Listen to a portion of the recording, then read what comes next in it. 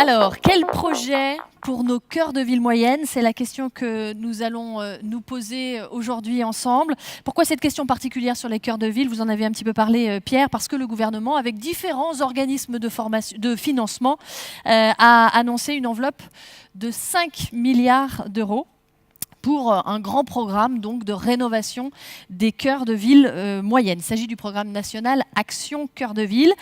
Il concerne certaines villes en France, 3 dans notre département de l'Ain. Il s'agit en effet de Bourg-en-Bresse, de Yonat et de Ambérieu. Des projets d'aménagement qui doivent se faire dans les 5 prochaines années, donc c'est rapide. C'est à la clé des contrats, assez rapidement, là, tout de suite, pour les entreprises du BTP. Et ça, c'est important. Comment nos 3 villes comptent-elles utiliser cette opportunité à attirer un maximum de ces financements nationaux sur le territoire de l'Ain? Ça sera la question, évidemment, qu'on va se poser aujourd'hui. Je vais faire un tour de table. Jean-François Debat, bonjour. Monsieur le maire de Bourg, parmi les 3 villes, donc, il y a Bourg-en-Bresse. Merci de nous accueillir ce matin. On fera le point sur votre vision du cœur de ville de Bourg-en-Bresse demain. Arnaud Cochet, monsieur le préfet de l'Ain, merci d'être avec nous également. À ma droite, le programme Action Cœur de Ville qui a été impulsé donc, par le gouvernement. Donc, au nom de l'État, en représentant de l'État, vous allez nous parler des objectifs de ce programme. À côté de vous, Nicolas Bonnet, directeur régional d'Action Logement. Action Logement qui est un des 3 financeurs de ce programme, avec l'ANA et avec la Caisse des dépôts. 5 milliards d'euros, je le rappelle, c'est pas rien, c'est important, et une partie donc est financée par Action Logement. On parlera notamment de l'ambition logement dans le cadre de ce programme. À côté de vous, Frédéric Borteau, vous êtes en charge des commerces à la Chambre de commerce et d'industrie de l'Ain, vice-président. Quand on décide de revitaliser les centres-villes, forcément, on se pose la question des commerces. Quels commerces et comment on les attire en cœur de ville? Célia Berthélémy, de l'autre côté de la table, bonjour. Vous représentez le groupe de promotion immobilière Cardinal, qui est un groupe lyonnais dans ces cœurs de ville où le foncier coûte assez cher généralement. À quoi ressemble le marché pour les promoteurs? Et qu'est-ce que vous pouvez apporter, vous promoteurs, à ces cœurs de ville moyennes? Et puis Pierre, qui nous a rejoint à cette table ronde. J'espère qu'on va pouvoir évidemment se dire plein de choses. Juste avant, alors peut-être un constat d'abord pour démarrer. Constat sur les villes moyennes. Je voudrais qu'on prenne quelques instants pour voir quelle est la situation, quels sont les enjeux. Voici un film qui a été créé il y a plusieurs mois par la Fédération française du bâtiment. Il présente les résultats d'une étude qui a été réalisée sur ces villes moyennes. Regardez. Comment définir les territoires des villes moyennes? Il s'agit des zones urbaines de plus de 15 000 habitants, à l'exception des 17 métropoles françaises. L'ensemble n'est pas homogène. Sur la période 2006 à 2015, on distingue schématiquement 4 catégories de territoires. Des territoires dynamiques, où l'activité, l'emploi et la démographie sont globalement bien orientés. Il s'agit, par exemple, des agglomérations d'Arles, de Gex, de Narbonne ou de la communauté d'agglomération Seine et Eure, dont fait partie Val-de-Reuil. Les besoins en logement, comme en locaux non résidentiels, y restent forts. À l'opposé, des territoires en difficulté, marqués par un repli qui se poursuit, et ce malgré la reprise actuelle au plan national. Sans être exhaustif, on peut citer Charleville-Mézières, Nevers ou Vierzon. La question de l'adaptation de la taille du parc de bâtiments s'y pose. Troisième catégorie, les territoires dont le cœur fléchit, mais au bénéfice de leur périphérie, comme les agglomérations de Saint-Brieuc, d'Épinal ou de Tarbes. Ils constituent l'objectif premier du programme Action Cœur de Ville. Enfin, quelques territoires dont le cœur tient, mais où la périphérie rencontre des difficultés, comme l'agglomération de Valenciennes ou celle de Sallanches, en Haute-Savoie, dans un contexte particulier de montagne. Au-delà de leur disparité, ces territoires présentent une caractéristique commune. Les villes moyennes assurent un rôle de lien local et animent des zones éloignées des grandes métropoles. Des territoires qui comptent dans la France d'aujourd'hui. Ils rassemblent 58% de la population française, 57% du parc de logements, 56% des logements vacants, 59% des logements commencés sur la période 2006-2015 et 54% des emplois tous secteurs confondus. Des territoires qui sont rarement sous le feu des projecteurs, mais où se joue aussi l'avenir du pays. Sur cette question du constat, Jean-François Debat, quel constat vous faites, vous, de la situation de votre cœur de ville à Bourg-en-Bresse ?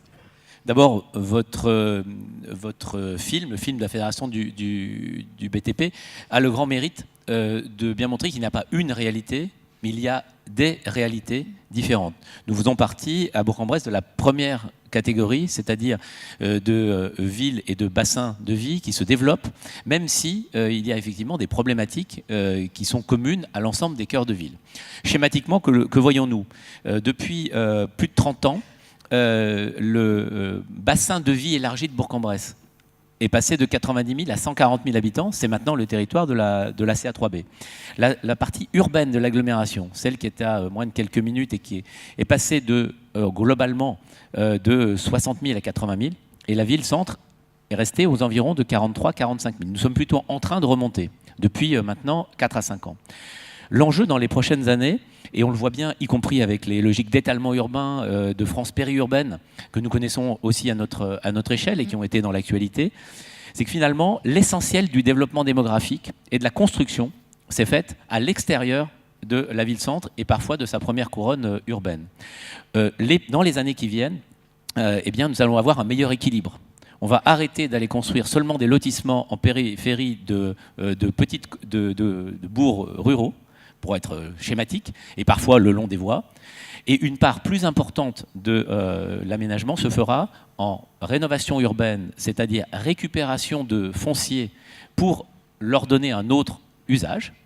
On démolit, on construit, c'est les opérations futures Décathlon sur le carré, sur le triangle Chaleurope.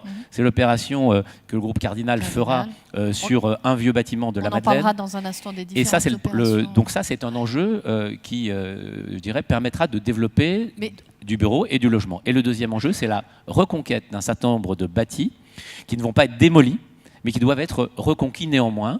Oui, il existe dans nos cœurs de ville, et c'est le cas à Bourg comme ailleurs, des anciens logements au-dessus de commerces qui ne sont plus utilisés comme des logements depuis de longues années, alors pourtant qu'ils peuvent être desservis, qui ne sont plus entretenus, qui doivent totalement rénover.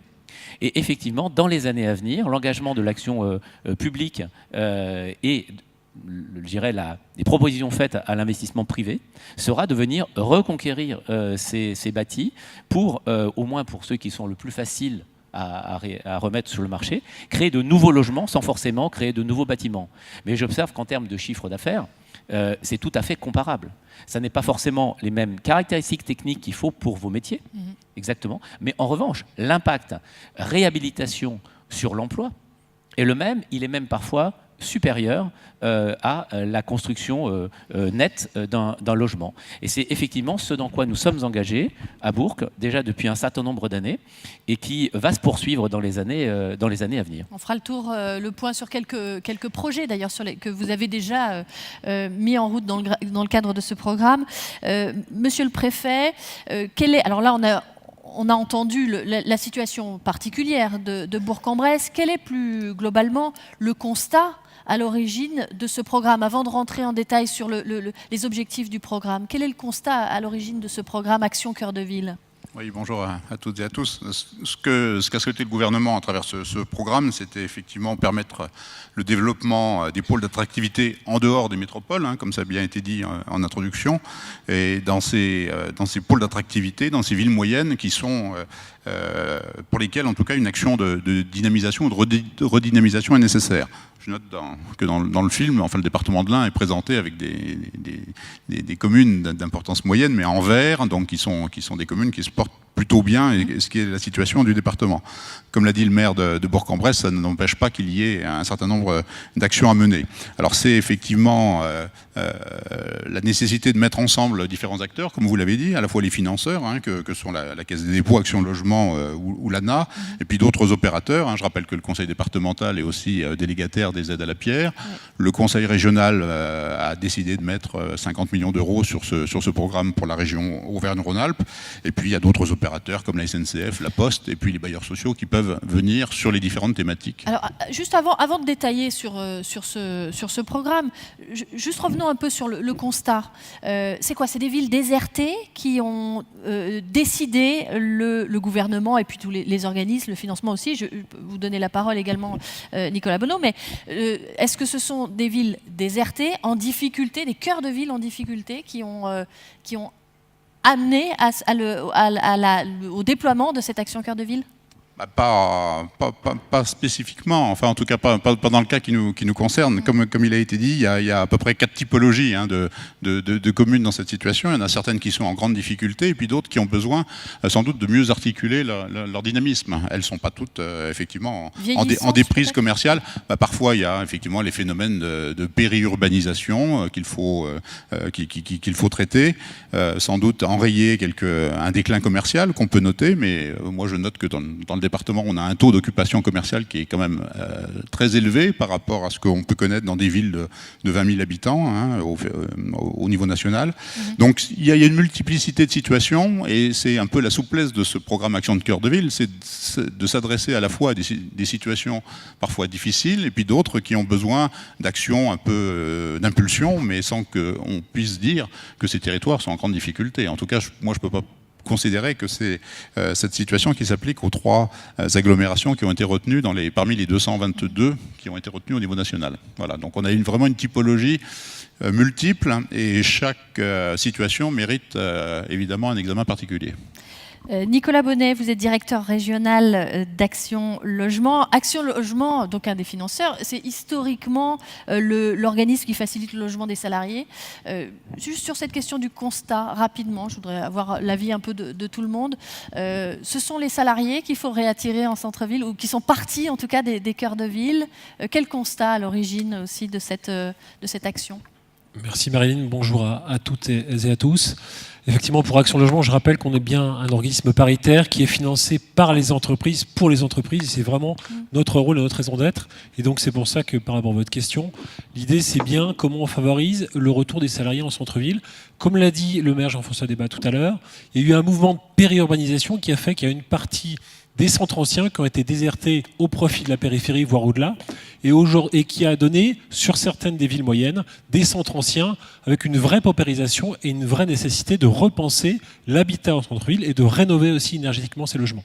Donc l'idée, c'est de créer les conditions d'une offre de logement attractive permettant ce fameux retour des salariés qui participent aussi à la redynamique commerciale de ces centres-villes. Frédéric Borto, même question. Alors on parle beaucoup de la désertification des centres-villes par les commerces, de commerces qui se vident, et donc de ces rez-de-chaussée finalement de centre-ville. C'est pas forcément le cas à Bourg-en-Bresse, hein, je ne vous accuse pas du tout. Je vous donnerai quelques explications. Oui. Est-ce que c'est le cas d'abord? Quelle est la situation peut-être sur les 3 communes concernées par ce programme dans l'Ain, à savoir Bourg, Oyonnax et Ambérieu? Merci de donner la parole à la CCI. Pour information, enfin pour rappeler à tout le monde que la CCI est donc un établissement public qui est géré par des chefs d'entreprise.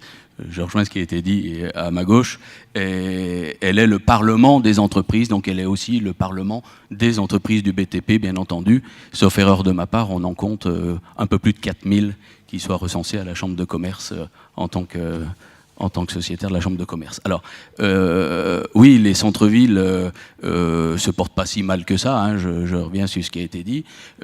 Oui, les opérations cœur de ville, ça va servir à se poser des questions, ça va insuffler des choses, c'est ce qui va permettre de se mettre autour de la table pour travailler avec les unions commerciales, avec les chambres de commerce, avec les chambres syndicales, avec la CMA, etc., avec les fédérations de BTP, pour chercher des solutions pour réattirer dans les meilleures conditions possibles des habitants et par-delà, évidemment, des consommateurs. Avant tout des habitants, nous ne sommes pas égoïstes. Nous pensons déjà qu'il faut donner le confort à nos clients pour qu'ensuite, naturellement, ils viennent dans les commerces. Donc, les opérations de cœur de ville, c'est vraiment une main tendue vers tous les acteurs pour se mettre autour de la table et chercher des solutions pour, effectivement, revitaliser les centres-villes. Est-ce qu'on peut juste faire un petit point de la situation précise sur ces 3 villes aujourd'hui? Je crois qu'on doit avoir d'ailleurs une carte à vous présenter, mais voilà, très bien. Est-ce qu'on peut faire une... Alors, les 3 centres-villes qui ont lieux été ciblés par l'opération Cœur de Ville dans le département, elles connaissent bien sûr des difficultés comme dans toutes les villes moyennes, sinon on rentrerait pas dans le cadre des opérations Cœur de Ville. Il y a 3 principaux pôles commerciaux dans le département de l'Ain, que sont donc Bourg, Ambérieu et Oyonnax. Il y a également des pôles commerciaux qu'on appelle nous secondaires à la CCI, que sont Val-sur-Rhône et Belay. Alors Val-sur-Rhône, c'est Bellegarde, hein, bien entendu. Donc il faut bien se dire que le nombre de commerces y stagne, parfois il y baisse. Mais néanmoins, on voit une augmentation qui parfois compense pas tout à fait, mais une augmentation d'un certain nombre de commerces, notamment des commerces de services. Je pense aux coiffures, je pense à l'esthétique, je pense parfois à la restauration. Donc même si ça ne compense pas toujours les pertes, il y a un vrai réinvestissement et malgré tout un rééquilibrage. Il n'y a pas une vraie désertification. Ce qu'on peut dire, c'est que le chiffre d'affaires sur les 3 pôles commerciaux les plus importants du département, il s'établit, tout à l'heure on parlait de chiffre du BTP, il s'établit à plus d'1 milliard d'euros en 2017. Ça veut dire qu'aujourd'hui, les pôles commerciaux, incluant les centres-villes, restent des pôles commerciaux importants en termes de valeur de chiffre d'affaires et dynamique, effectivement. L'évasion commerciale, elle y est globalement stabilisée, voire plutôt en baisse. La vraie concurrence, elle est plutôt vers Internet, quoi. Hein, donc aujourd'hui, on a une stabilisation, voire une baisse de l'évasion commerciale. D'accord. Et sur les 3 villes, la situation est la même? Elle est semblable. Il y a sur Bourg notamment, il y avait une présence plus importante des commerces de périphérie. Aujourd'hui, le travail qui est fait montre que le centre-ville de Bourg, qui connaît une vacance commerciale qui n'est que de moins de 10%, c'est finalement assez peu. Donc il y a un rééquilibrage qui est en train de s'opérer assez naturellement d'ailleurs, parce que excusez-moi, je termine juste très rapidement, les consommateurs reviennent naturellement en centre-ville. Jean-François Debat, vous vouliez réagir? Oui, simplement pour évoquer, nous avons lancé un plan commerce en ville il y a 7 ans d'accompagnement et qui effectivement a contribué à faire baisser la vacance commerciale. Il y a des phénomènes auxquels le programme Action Cœur de Ville pourrait répondre. Beaucoup de cellules commerciales qui restent vides longtemps sont inadaptées en réalité aux nouvelles activités, simplement au fait d'avoir de la rentabilité commerciale. Elles sont parfois trop petites et inadaptées. Donc vous ne pouvez pas générer un chiffre d'affaires suffisant pour vivre. Les baux sont souvent trop élevés. Un des enjeux d'Action Cœur de Ville, on a des endroits où on en a 2 accolés dans 2 immeubles différents. Si on réunit ces 2 surfaces, il y aura de la place pour que des gens gagnent de l'argent en faisant du commerce. Chacune d'entre elles ne peut pas le faire, mais c'est 2 immeubles différents. Mais comment faire? Ça veut dire réunir 2 copropriétés? Non, c'est du portage foncier. On peut travailler, c'est un des sujets avec Action Logement, sur de la maîtrise foncière qui permet à Action Logement d'intervenir sur les étages supérieurs et à l'outil de portage foncier de réunir effectivement les 2 commerces pour parvenir à en faire un qui puisse gagner de l'argent et qui puisse permettre à des commerçants de venir dedans. Ça fait partie des sujets auxquels nous devons travailler. Il y a un sujet sur la valeur des baux, qui est un problème national. Les baux commerciaux de centre-ville sont souvent historiquement trop élevés, même si évidemment, quand on est propriétaire, on considère que c'est jamais assez, pour pouvoir permettre à des activités commerciales, et à certaines d'entre elles notamment, eh bien, de pouvoir simplement trouver leur équilibre économique. Nous pouvons être amenés, et c'est ce que nous faisons déjà, à faire du portage dans les 2 premières années d'installation. Nous le faisons pour favoriser la réimplantation de commerce. Et effectivement, ce sont des projets qui pourraient être davantage soutenus à l'avenir. C'est en tout cas ce que j'espère avec le programme Action Cœur de Ville. Très bien. Célia Berthélémy, ces villes moyennes, jusque-là, toujours dans cette idée de faire un peu un constat rapidement, elles n'étaient pas très attrayantes. On parlera d'un des programmes sur lesquels vous travaillez à Bourg-en-Bresse, mais elles manquaient d'attrait pour les promoteurs? Bonjour à toutes et à tous, tout d'abord. Alors, nous, le groupe Cardinal, on a réalisé beaucoup d'opérations, j'ai honte de le dire aujourd'hui, dans des grandes métropoles, beaucoup, notamment Lyon-Confluence, Bordeaux, Toulouse, autour du nomadisme immobilier. Or, le constat que vous faites tous aujourd'hui, complété, il me semble, du fait des profondes mutations sociétales qu'on rencontre, se retrouve tout autant dans les grandes métropoles que dans les villes moyennes. Aujourd'hui, dans la vie, les gens changent de travail à plusieurs reprises. Leur cellule familiale varie aussi. De même, il n'y a plus d'entreprise qu'on connaisse qui veuille s'engager sur 3, 6 ou 9 ans, concrètement. Donc il faut que l'immobilier s'adapte à ces tendances lourdes et qu'on trouve une nouvelle façon d'investir, d'habiter ces cœurs de ville. Parce qu'il nous semble vraiment qu'il y a une demande, à la fois des habitants, des commerçants et des gens, nous, les preneurs que nous accompagnons sur ces sujets-là. Oui, il ne faut pas que modifier le bâtiment, il faut aussi modifier la façon de laquelle on vit dedans, c'est ça, hein? Exactement. Et les règles du jeu. Et c'est pour ça qu'aujourd'hui, nous intéressons fortement aux villes moyennes, puisqu'on pense qu'il y a un vrai savoir-faire qu'on peut avoir à développer, en collaboration bien sûr avec les collectivités et bien sûr les élus, pour redynamiser ces cœurs de ville. Alors ça, en n'étant pas simplement des promoteurs en tant que tels, mais en donnant de la vie aux bâtiments que nous allons concevoir, et en prenant surtout aussi, c'est essentiel, du plaisir à réfléchir ensemble en conception sur ces nouveaux usages des bâtiments. Bien sûr. Nous, on a un slogan cardinal, c'est un petit peu de béton, beaucoup d'imagination. Donc c'est ce qu'on essaye de retranscrire par là. Alors, on a entendu parler de commerce, de logement, de bâtiments, il y a les infrastructures aussi. Monsieur le préfet, Action Cœur de Ville, ce programme, c'est un dispositif qui découle de la loi Elan, qui concerne donc 222 villes en France, les villes de plus de 15 000 habitants, villes moyennes, c'est 222 villes, 3 donc sur notre territoire. C'est un programme, je l'ai déjà dit, qui prévoit via Action Logement notamment 5 milliards d'euros d'investissement. Quels sont les objectifs ? Je crois qu'il y a des axes précis qui ont été définis dans ce programme-là. Oui, alors l'objectif général, c'est bien évidemment de créer les conditions d'un nouveau dynamisme pour ces villes moyennes, et puis d'assurer le portage par les élus locaux, et donc un portage qui est conjoint entre le président de l'intercommunalité et le maire. Bon, vous aurez noté que pour certains maires, c'est plus facile de s'entendre avec le président de l'intercommunalité. Il y a 5 thématiques précises qui doivent être chacune travaillées et traitées. C'est bien évidemment le logement, on l'a évoqué, avec le développement d'une offre attractive. Le commerce, bien évidemment, comment favoriser l'implantation ou maintenir, en tout cas créer les conditions des maintiens d'un commerce attractif en centre-ville. Et je rappelle d'ailleurs que le programme Action Cœur de Ville, il est très localisé sur l'hypercentre. Il n'était pas du tout question de l'étaler. Et l'idée, c'est pas de faire des hypercentres dortoirs. Non, bien sûr.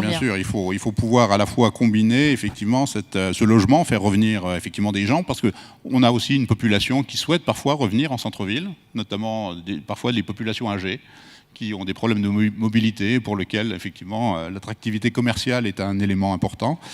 Évidemment, les questions de mobilité qui doivent être traitées pour pouvoir comment effectivement faire le lien entre l'hypercentre et puis le pourtour de la ville et l'urbanisation. Et les autres villes aussi parfois. Voilà, et parfois avec les autres villes ou les autres parties des agglomérations. Et puis aussi, on doit traiter bien évidemment les questions d'espace public, de cadre de vie, de patrimoine. Et puis la dernière thématique concerne les services publics culturels et l'offre de loisirs, qui sont aussi évidemment des vecteurs d'attractivité importants. Voilà. Donc tout ça s'étale sur 5 ans avec des actions qui, pour en tout cas les 3 villes de l'Ain, ont déjà commencé, puisque les conventions ont été signées à l'automne et qu'un certain nombre d'actions sont déjà mises en œuvre. Alors, c'est la question que j'allais vous poser justement. Toutes les conventions sont signées, les 3 conventions pour les villes, parce que ce sont des conventions État, collectivités locales. Partenaires, voilà, et partenaires. Donc les 3 conventions cadres ont été signées effectivement dans le délai prescrit. Je rappelle que Mme Jacqueline Gouraud, ministre de la Cohésion des Territoires, est venue signer celle de Bourg-en-Bresse récemment. Elle a d'ailleurs à cette occasion annoncé un programme qui pourrait concerner les villes de plus petite taille et qui pourrait s'appliquer sans doute à Val-sur-Rhône et à Belay prochainement. Et ces trois conventions cadres ont été signées. Elles sont aussi évolutives parce qu'elles ont vocation à s'étaler sur les 5 ans à venir. Et un certain nombre d'opérations peuvent ne pas être aujourd'hui définies. On ne sait pas ce qui, sur la 5e année, sera forcément une thématique prioritaire. Et donc, on a déjà financé un certain nombre d'opérations. Je pourrais donner le détail. C'est près de 800 000 euros pour Ambérieux, c'est 1,3 million pour Oyonnax et c'est 1,5 million, je crois, pour Bourg-en-Bresse, sur des actions qui étaient déjà des projets matures et qui ont déjà vocation à démarrer très rapidement. Il y a une date limite pour la proposition des projets dans ce programme, Action Cœur de Ville? Non, il y a un comité de pilotage qui, au fur et à mesure, évoque les projets, évidemment à l'intérieur de cette convention cadre, et on travaille sur les 5 ans. Ça se terminera en 2022, 2018, 2019, 2020, 2021, 2022, et donc on a vocation à mener des actions assez souples, et on pourrait éventuellement considérer qu'il y a quelques thématiques qui doivent être travaillées en priorité, et puis les autres viendront plus tard. Et oui, ce qu'il faut bien comprendre, c'est que ça veut dire que jusqu'à 2022, les maires, les communes et tous les acteurs sur le territoire doivent se remonter les manches, et puis il faut lancer les idées, là, les projets, les programmes. On en parlera dans un instant. Juste, Nicolas Bonnet, avant ça, au nom d'Action Logement, quels sont les objectifs aussi que sous-tend finalement cette Action Cœur de Ville?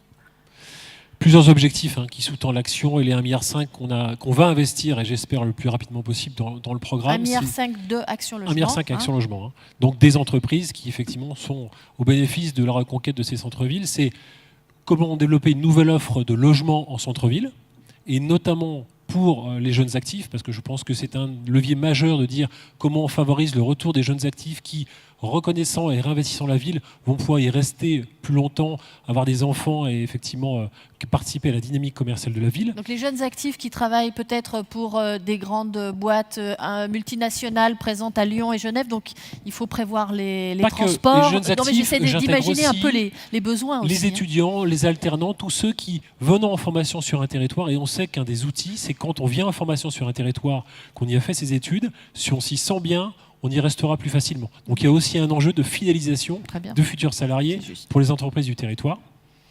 Parmi ça, il y a un point important, et je rebondis sur ce que disait la représentante de Cardinal, c'est être capable de développer une nouvelle offre de logement un peu innovante. On n'est pas là pour faire simplement de la rénovation du bâti, c'est important, mais ça ne suffit pas. C'est comment on intègre un nouveau bâti attractif. Je prends des immeubles assez anciens, qui avaient peu de luminosité, des petites pièces, par exemple. Il faut aussi rénover pour que ça donne envie d'y habiter. Donc on va au-delà de ça. En complément, c'est donc développer de l'offre pour aider les salariés à réinvestir le centre-ville, aider les entreprises, être un acteur pour favoriser le retour de la mixité sociale, parce qu'il y a beaucoup de centres-villes anciens, vieillissants, où on a vu les cadres partir en périphérie, et donc en laissant plutôt les populations, on va dire, plus fragiles au centre-ville. L'objectif, c'est comment on refait venir des cadres, futurs cadres, dans les centres-villes. Et puis un enjeu, pour moi, au-delà de tout ça, le fil rouge, c'est donc le retour des salariés, mais au-delà de ça, c'est comment on favorise, côté Action Logement, comment on est acteur de l'aménagement du territoire pour que les entreprises, elles vivent dans un bassin d'emploi favorable au développement de leur activité. Très bien, merci pour cette précision. Pierre Convert, on le sent, c'est un moment important pour les entreprises du BTP. Quelles sont vos craintes, vos points d'attention, points de vigilance ? Les craintes, j'ai un petit peu parlé de ça dans le discours, mais vous savez nous sommes très cycliques dans le bâtiment, c'est-à-dire que dans le bâtiment et les travaux publics. On sort quand même d'une crise le retournement, il date de 2016-2017, c'est pas très vieux. On sent déjà un fléchissement de notre activité. Donc tout ce qui peut permettre d'aller chercher de la croissance, d'aller chercher quelques points de croissance, nous sommes preneurs.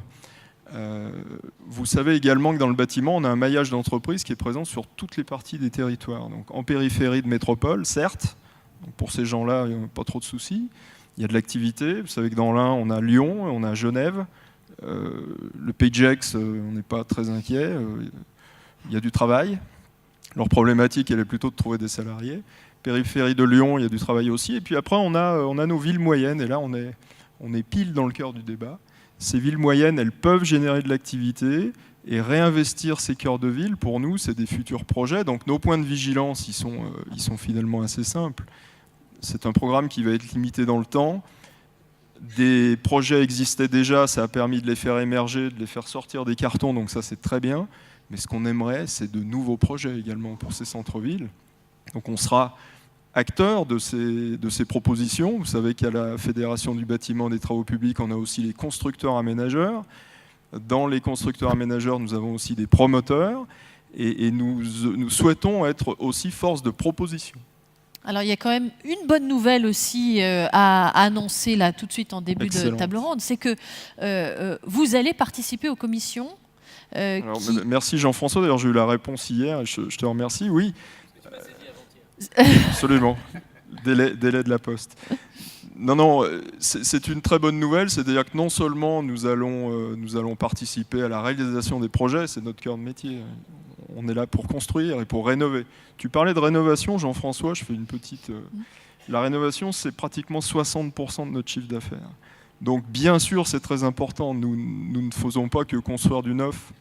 La rénovation, et d'ailleurs on va en parler tout à l'heure, il y a un amendement qui est plutôt très très bien, qui est l'amendement de Normandie, il faudra qu'on en parle. Ça, c'est de l'activité. Donc le fait de participer à ces comités de pilotage, c'est pour nous une façon aussi de nous investir dans comment faire émerger des nouveaux projets. Donc on essaiera d'être force de proposition. Donc excellente nouvelle, merci aux 3 maires. Les 3 maires ont accepté que la Fédération BTP1 participe aux commissions de pilotage de chacun des projets. Tout à fait, donc en Berrieux, Bourg-en-Bresse et Oyonnax. Et je crois que c'est à peu près, c'est assez unique sur le territoire. J'espère que cette démarche va faire école, mais voilà. on considère être quand même légitime. Enfin, on verra, mais le BTP est quand même légitime pour participer au projet de construction. Alors, voilà. Après ces considérations un peu générales et la présentation très nécessaire des objectifs, des éléments de ce programme Action Cœur de Ville, concentrons-nous sur la ville de Bourg-en-Bresse.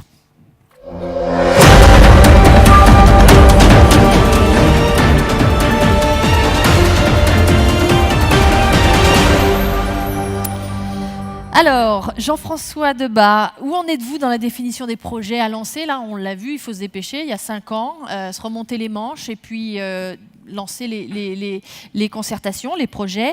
De quoi est fait la réhabilitation du cœur de ville de Bourg?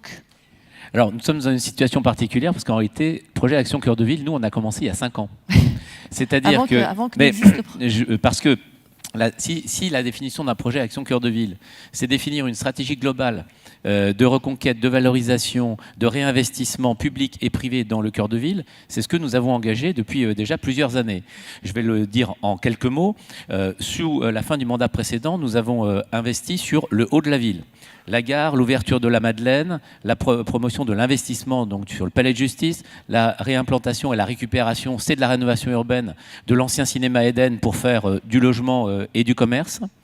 Sur ce que nous sommes en train de faire depuis 5 ans, c'est l'extension du centre-ville vers le champ de foire, qui est le principal point d'entrée au centre-ville, avec la rénovation du programme de la politique de stationnement, notamment l'heure gratuite dans les parkings en ouvrage, les 2 heures sur le marché, à côté du marché couvert, et le projet urbain global du Carré Amiot. Sortir la gare des bus pour retrouver des espaces publics. C'est également le projet du conservatoire. Fleuriot va pouvoir se mettre à la tâche parce que nous avons effectivement la reprise portée aussi sur des chiffres d'affaires.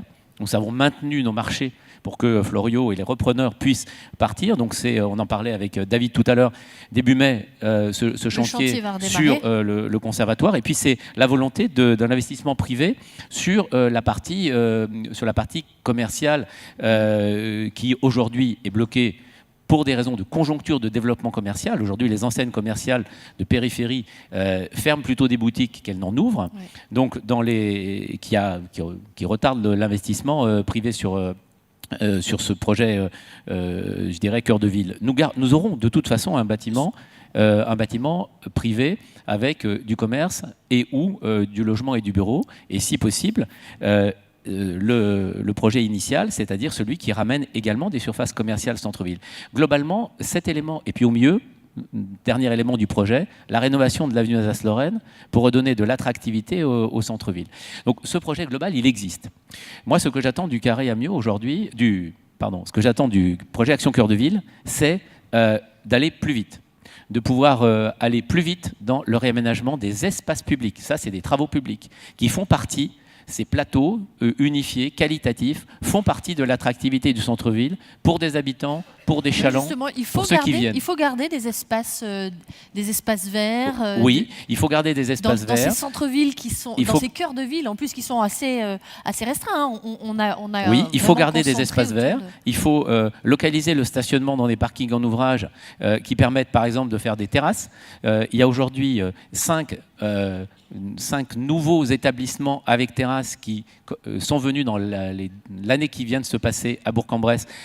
Et si on n'avait pas conçu ces aménagements plus globaux où il n'y a plus de trottoirs et de linéaires de stationnement, on n'aurait pas pu les accueillir. Ce sont aussi ces lieux qui amènent de l'attractivité au cœur de ville. Il faut également réfléchir sur les surfaces commerciales, je l'ai dit tout à l'heure, notamment les emprises les plus anciennes. Donc nous souhaitons pouvoir avancer sur ce projet-là. En matière de logement, et alors, Jean-François Debat, c'est quoi la stratégie que vous avez Alors en matière de logement, j'allais dire qu'on est malheureusement, alors de manière un peu globale, je vais dire petite incidente, on est quand même dans les mauvais aspects du en même temps. Parce qu'en même temps, on dézingue le logement social. Pierre vient de le dire, avec des baisses de 30% qui vont continuer sur, je dirais, l'ensemble des travaux. Baisse des aides L'ensemble des travaux, non, c'est des ponctions sur les chiffres d'affaires des organismes d'HLM qui sont d'1,5 milliard par an. Ad vitam aeternam, et qui réduisent des 2/3 les capacités d'investissement des organismes d'HLM. C'est de ça dont on parle. Que ça soit de la construction neuve ou de la réhabilitation. Et je l'annonce, ça va continuer à baisser. Parce qu'il n'est pas possible de tenir les délais de réhabilitation et de construction neuve avec une telle ponction. Donc, d'un côté, on a cette diminution qui est problématique. Et par ailleurs, il y a le souhait de réinvestissement qui, lui, sera plus positif. Moi, j'aurais préféré qu'on garde les deux, c'est-à-dire qu'on ne vienne pas taper le logement social qui aurait pu faire de la rénovation urbaine et donc de la rénovation thermique avec des montants très importants. On est quand même dans des montants de réhabilitation qui sont entre 30, 60, voire plus 1000 euros par logement. Donc ce sont des programmes qui vont être étalés dans le temps, tout simplement parce que les organismes n'auront pas la capacité de tenir les délais. Nous avons alerté depuis 1 an et demi sur le sujet. Aujourd'hui, nous ne sommes toujours pas entendus. Et donc ça, c'est la mauvaise nouvelle. La bonne, c'est le réinvestissement dans le logement, et notamment le logement privé, dans les cœurs de ville. J'observe qu'on aurait aussi pu faire du logement social dans le cœur de ville, en partie. Ça va être plus difficile compte tenu de la situation des bailleurs sociaux. Ce que nous attendons, nous, effectivement, ce sont des opérations mixtes, un outil de portage avec la Caisse des dépôts, foncier, la mise à disposition de bâtiments dans lesquels Action Logement pourrait réinvestir en prenant l'intégralité des bâtis. Souvent, c'est 2-3 niveaux. Hein. Nous ne sommes pas sur des hauteurs très importantes. Et par ailleurs, des opérations d'amélioration de l'habitat avec l'aide de l'ANA pour inciter les propriétaires bailleurs ou occupants à rénover leur logement. Parce qu'aujourd'hui, nous avons un paradoxe. Les logements, souvent anciens en centre-ville, sont soit de très bon niveau, avec des loyers significatifs, soit d'une qualité qui n'est absolument pas concurrentielle avec ce qu'on peut trouver par ailleurs. Et donc l'enjeu, c'est de remettre sur le marché ces logements nouveaux, ces logements rénovés, dans les opérations avec Action Logement, avec l'ANA, pour retrouver au total, moi j'estime, à au moins 300 ou 400 logements à l'intérieur de ce qu'on appelle la petite rocade de Bourg-en-Bresse qui pourrait sortir dans les 6 à 7 ans. On ira au-delà de 2022 en réalisation. Hein. Les programmes seront engagés d'ici 2022. Je ne suis pas sûr que nous aurons tout consommé d'ici 2022. Qu'est-ce qu'il faut faire, Jean-François Debat, de notre patrimoine dans ces cœurs de ville ? Alors, il y a le patrimoine qu'il faut mettre en valeur. c'est celui, par exemple... Rénover, pas toucher. Rénover le rénover ou le mettre en valeur, c'est notamment le patrimoine public ou culturel. Nous sommes en train de travailler autour de la co-cathédrale Notre-Dame. Je dis co-cathédrale parce qu'il y a une toute petite différence sémantique pour mes collègues élus. Une cathédrale est entretenue par l'État, une co-cathédrale par la ville. Voilà. Donc c'est pas exactement la même chose. Donc il y a la mise en valeur de ce patrimoine. Il y a aussi la manière de faire muter des sites patrimoniaux. L'opération sur la Madeleine, par exemple, c'est un ancien hôpital psychiatrique bâti comme une prison. L'idée, c'est de pouvoir faire tomber certains bâtis, quel que soit par ailleurs leur intérêt, même dès lors qu'il n'est pas historique, pour pouvoir justement faire place à des projets qui amènent du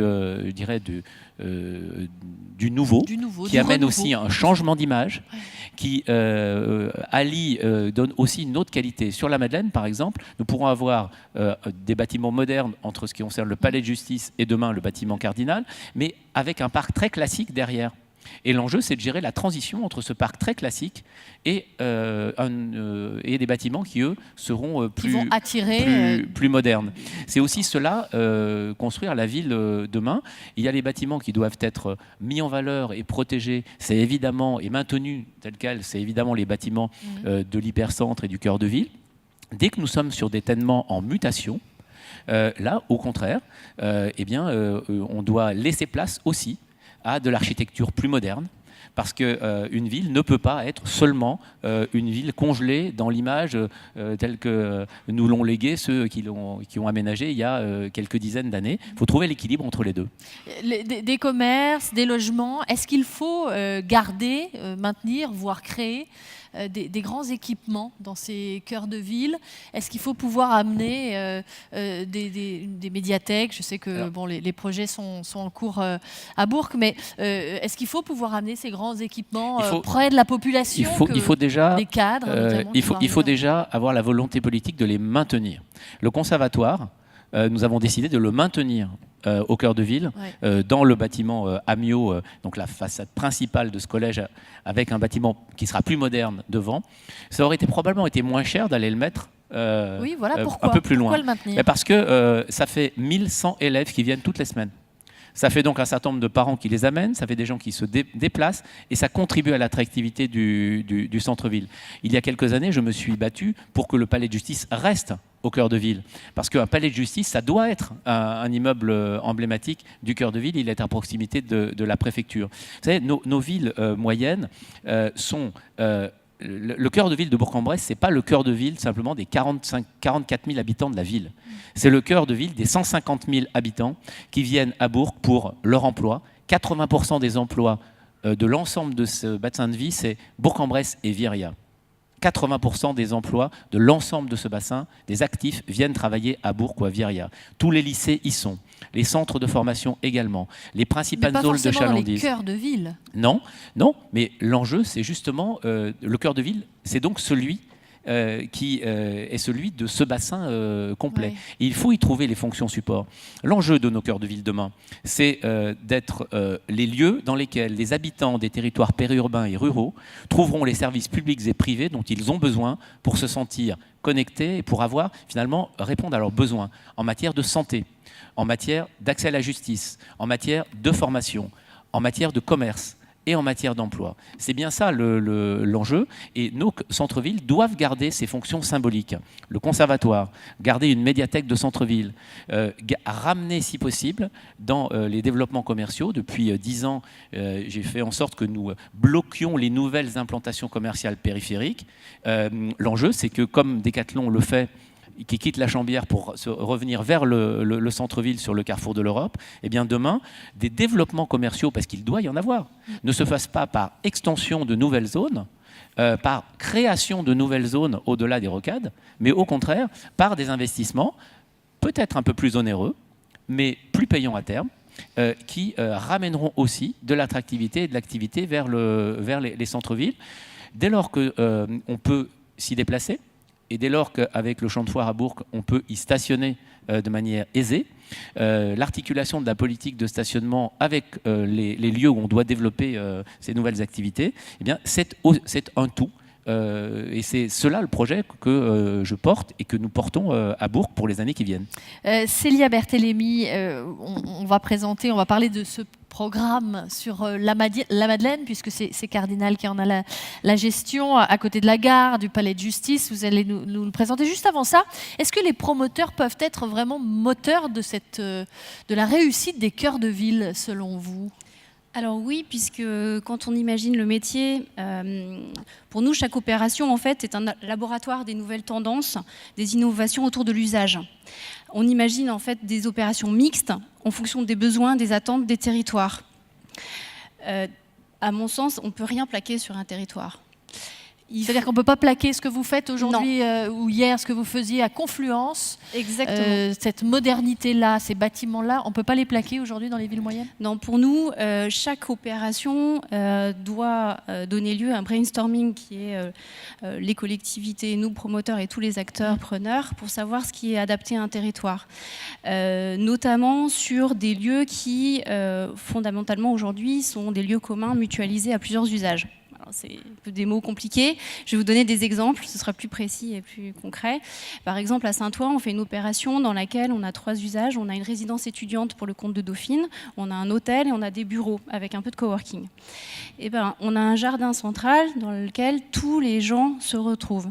On a des salles de réunion qui sont utilisées à la fois par les bureaux, bien évidemment, par l'hôtel pour des séminaires, et il y a l'université Dauphine qui vient et des professeurs donnent des cours dans ces salles de réunion. Donc là, c'est assez concret. On a une opération avec un lieu de vie. Et c'est ce qu'on essaye d'influer. Donc là, ça marche à Saint-Ouen.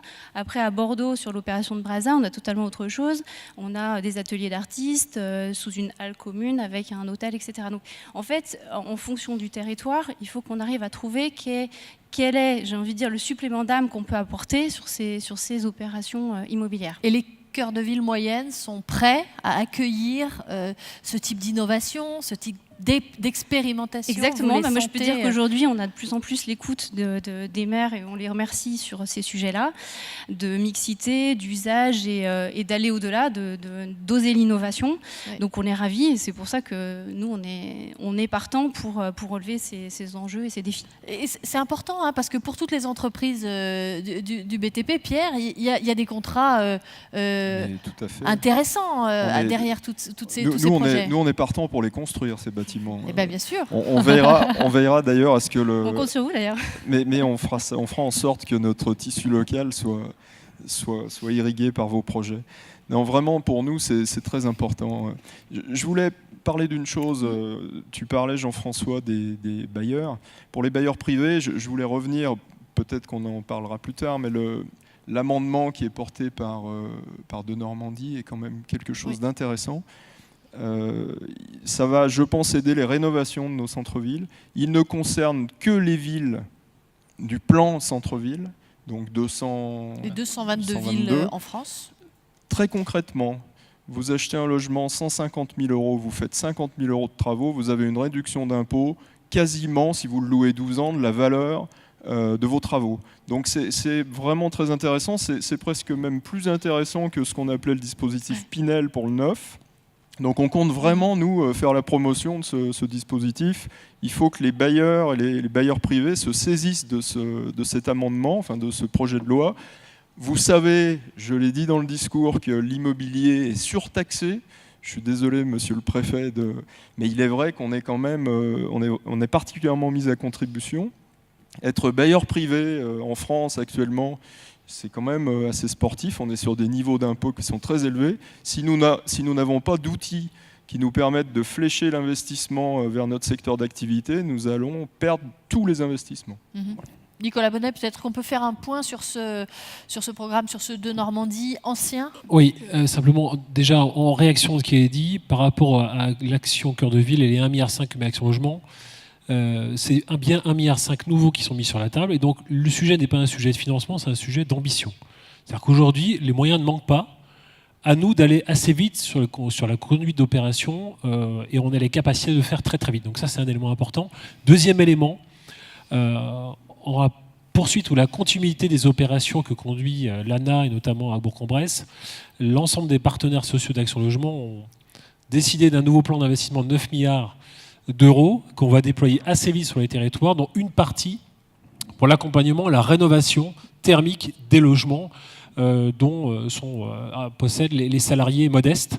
Et donc, on ira jusqu'à 25 000 euros de subvention pour les salariés en termes de rénovation énergétique des logements. Donc, c'est un coup de pouce complémentaire majeur qui est aussi un soutien aux entreprises de la filière bâtiment travaux publics et donc une accélération que je souhaite faire. Après, concrètement, sur notre action, là encore, deux points complémentaires par rapport à ce que disait Jean-François Desbasses sur la problématique de l'ancien, du classé, etc. Un, on a la capacité, par rapport à la contribution d'Action Logement, de faire du financement bonifié pour la conduite d'opérations sur des durées de 30 ou 40 ans pour le bailleur social et de 20 ans pour les porteurs privés. Mais on est capable aussi, ça c'est un élément clé, d'ajouter de la subvention, d'intervenir en subvention. Pourquoi ? Pour tenir compte des déséquilibres d'opérations, parce qu'il y a des caractéristiques particulières. Je prends le cas d'opération qui s'est fait dans le sud de la région. On était sur un bâtiment classé avec les contraintes de l'ABF. Et tenir compte de ces contraintes, sauvegarder le patrimoine tout en retraitant l'intégralité de l'intérieur en gardant la coque, a nécessité qu'on mette de la subvention en plus, sinon aucun bailleur n'était capable de porter l'opération. Et donc ça, c'est un élément clé permettant aussi de faire, certes du moderne, mais aussi de conserver de l'ancien, donc on a la capacité de répondre. Donc les 1,5 milliard sont là pour ça. Donc, on va intervenir sur quoi concrètement ? Sur des opérations d'acquisition-réhabilitation d'immeubles entiers. Toujours pareil, on ne veut pas travailler logement par logement, c'est bien des immeubles entiers pour avoir un effet majeur et massu sur les centres-villes. Et comme le disait Jean-François Desbasses, c'est important pour pouvoir retravailler aussi les surfaces de commerce. Exactement, et intégrant, si besoin et si nécessaire, sur effectivement les espaces, on va dire en rez-de-chaussée, du commerce, du tertiaire, donc on ait bien cette mixité d'usage. Donc opération, acquisition, réhabilitation, opération aussi de démolition, construction, et opération aussi de construction neuve sur les dents creuses qu'on peut trouver dans les centres-villes. On voit bien qu'on couvre l'ensemble de la gamme. Pour faire quoi ? L'idée, c'est quoi ? On va financer des opérations qui ont pour but la création d'une nouvelle offre de logement. Et là encore, on balaye large pour bien traiter l'ensemble des salariés. Donc, logement social, logement intermédiaire, logement libre, y compris aussi des opérations en accession sociale à la propriété. Donc on couvre bien l'ensemble du champ permettant d'attirer les salariés et de rattirer cette mixité d'usage sur les centres-villes. Et après, au maire de choisir les projets qu'il souhaite développer sur sa commune. Ça, c'est un élément aussi majeur, c'est effectivement ce lien, cette complémentarité des acteurs avec l'État, Action Logement, le maire, le président de l'EPCI, pour arriver à une opération qui colle bien à l'ensemble du programme de l'opération. Et aussi, sur la détection des opérations, je compte sur l'ensemble des opérateurs et vous tous présents dans la salle, parce qu'il y a à la fois les opérations qui nous remonteront via les élus, mais il y a aussi les opérations qui seront portées par les bailleurs sociaux et les bailleurs privés, pour qu'on enclenche et qu'on aille très vite. On sait que cette année, compte tenu de certaines échéances à arriver, ça va être vite complexe d'ici 6 à 8 mois, donc je considère qu'on a aujourd'hui 6 à 8 mois pour accélérer un maximum, programmer les opérations et pouvoir les sortir le plus rapidement possible. Donc je répète, l'enjeu n'est pas un enjeu de moyens, c'est un enjeu aujourd'hui d'ambition. En tout cas, moi, je suis prêt à accélérer au maximum pour doter, subventionner, financer des opérations. C'est beaucoup de motivation, ça, pour l'ensemble des élus du territoire. On a dévié un petit peu, mais c'était important de faire le point sur cette stratégie logement. Merci beaucoup. Je reviens avec vous, Célia Berthélémy. On voulait vous nous présentiez ce programme sur le site de la Madeleine, donc à Bourg, un programme sur lequel vous travaillez actuellement, qui est en cours de montage. On va voir quelques éléments visuels d'ailleurs. Expliquez-nous un petit peu. On est d'ailleurs très fiers de développer ce projet à la Madeleine, avec une ambition d'opération mixte et d'une qualité architecturale importante. C'est un projet digne d'une métropole. Oui, alors on l'a conçu, on l'a imaginé comme ça. C'est une architecture effectivement très contemporaine, avec une double peau en résille.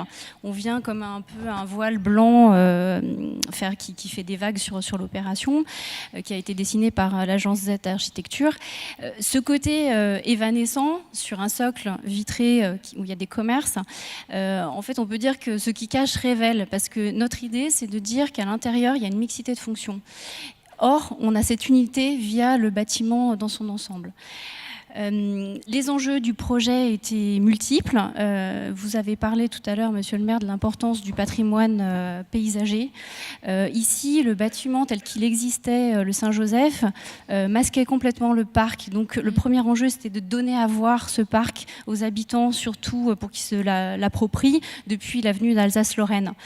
Deuxième enjeu très très important, c'était de créer un socle actif, parce qu'aujourd'hui on a une rupture à cet endroit-là entre la gare et du coup les commerces de gare et ensuite la suite de l'avenue. Donc vraiment c'était de dire créons un socle dynamique avec des tiers-lieux de vie communs. D'ailleurs, on travaille en étroite collaboration avec la ville pour les enseignes à rechercher.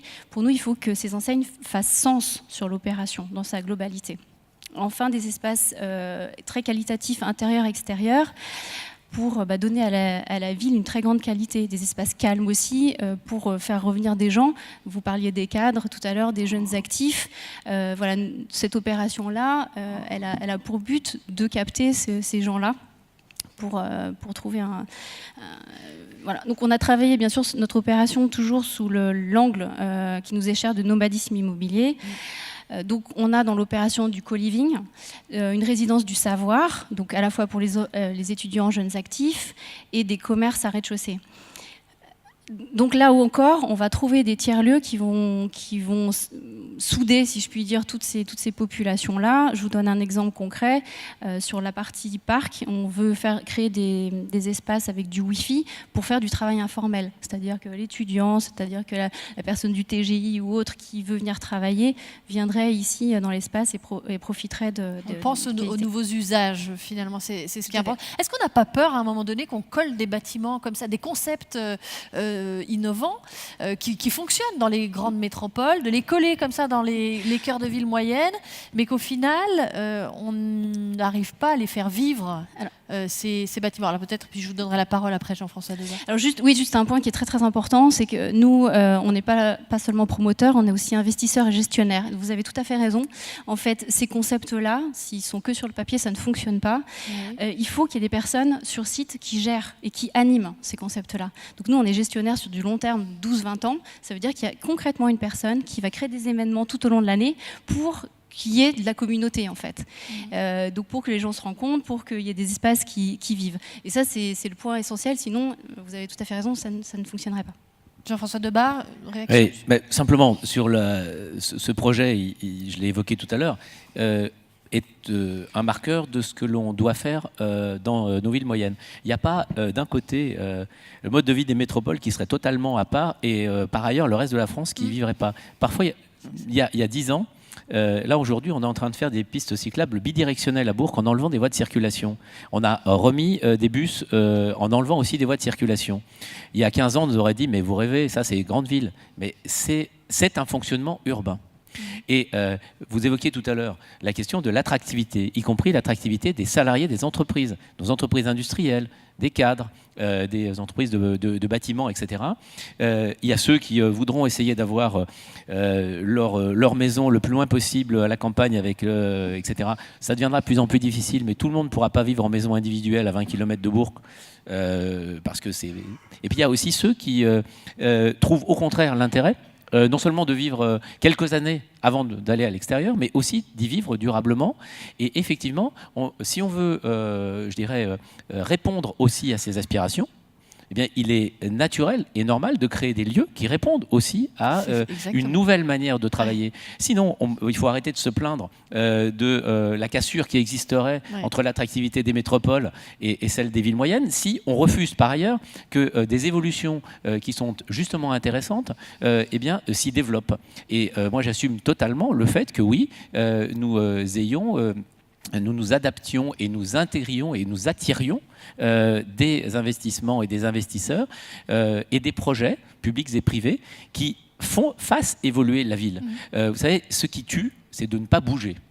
C'est le cas de vos entreprises, c'est le cas de nos projets et c'est aussi nous, notre plus-value d'élus. Si nous sommes là juste pour prendre le moins de risques possible, pour rester comme c'était parce que ça a toujours été comme ça, eh bien en réalité, on ne rend pas service, on ne fait pas notre boulot d'élu. Moi j'estime que mon rôle d'élu, notre rôle d'élu, c'est justement parfois d'être un pas en avant de ce que la société peut attendre, pour lui dire si, il faut quand même y aller.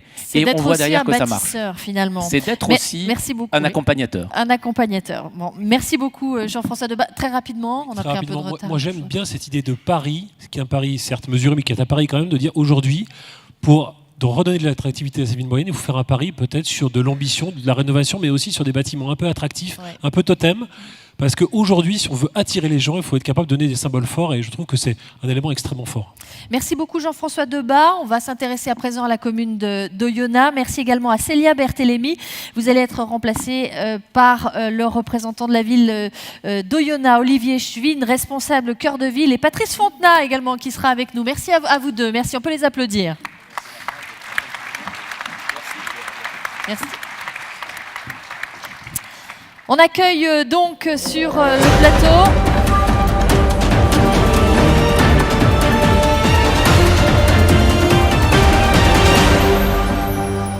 Merci beaucoup Virginie.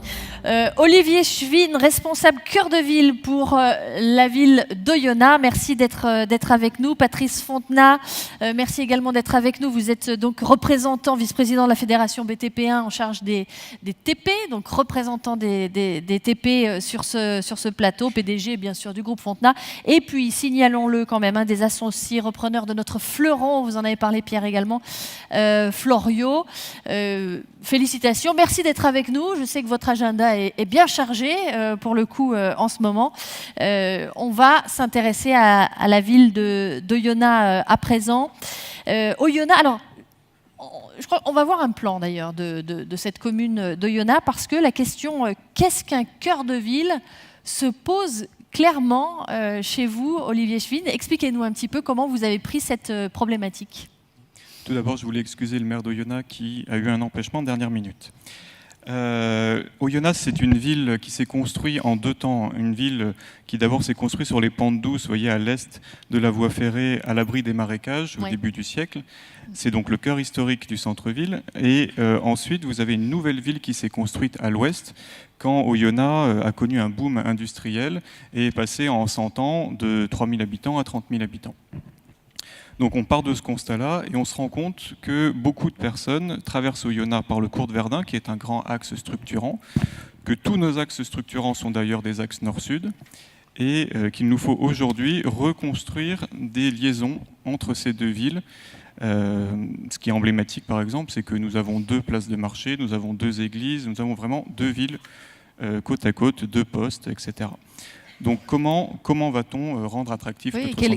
Quel est le cœur de ville ? Quels sont les projets que vous avez développés ? Comment on rend attractif un double cœur de ville finalement ?